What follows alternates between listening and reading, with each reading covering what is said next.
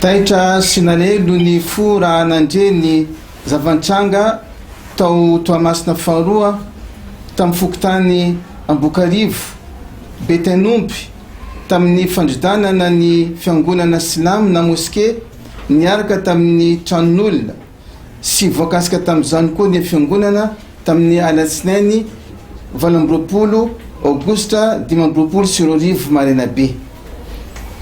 Tsy nisy olona na dia iray aza teto Madagasikara na dia tany ivelany ka tsy tohina ny fo na hitany zavanisy na dia mpitondra firenena aza.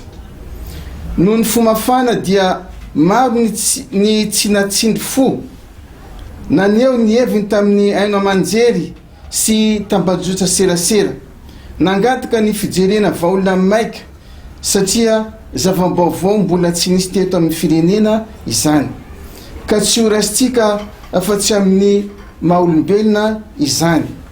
Noho ny avesaran'ity tranga ity dia nandraindraikitra amin'ny mampiay azy ny finoana silamo eto Madagasikara ny fikambana sa malagasy nanoratra tamin'ireo ambaratonga-pahefana rehetra teto amin'ny tany sy ny fanjakana tamin'ny alakamisy 9 Aogositra 2024 mba samy hijery lalana mahana ny olana amin'ny fomba haingana.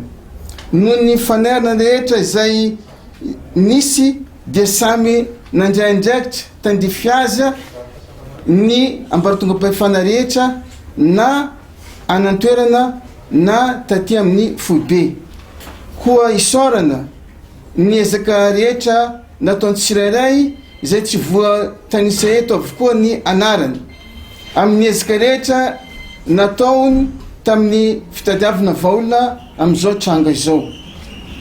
Isorana ny filoham-pirenena Andry Nirina Rajoelina tsy nandry andro aman'alina ny fampiresaka tamin'ireo tompon'andraikitra rehetra tany antoerana na silamo na mpitondra nijery ny tokony atao rehetra mba hiravonan'ny olana, ny tokony atao mba hiravonan'ny olona sy tsy hitaran'ny afo, hitondra fitoniana eto amin'ny tany sy ny firenena. Efa nolosa amin'izany isika izao, olon'ny finoana isika, olon'ny fifanajana, mitazona ny teny omeny ary masina ny finoana.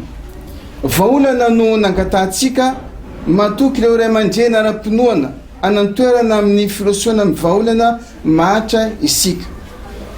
Mandritra izany dia miantso isika mpino silamo rehetra sy ny mpiray-tanindrazana ho tony fa anatin'ny fitonana ihany no ahitana vaolana. Atsatra ny fiantsiana amin'ny Aino Amanjery eto am-pamaranana dia mbola mamerina fisorana ny fanjakana izay amin'ny fampiresana amin'ny fijerena vaolana ary mangataka fionana amin'ny fitondram-panjakana rehetra amin'ny filoham-pirenena, amin'ny premier ministra sy ny ministra avy izay tokony irisana. Maro ny zavatra ifampiresana eto amin'ny firenena ampandrosoana any Madagasikara.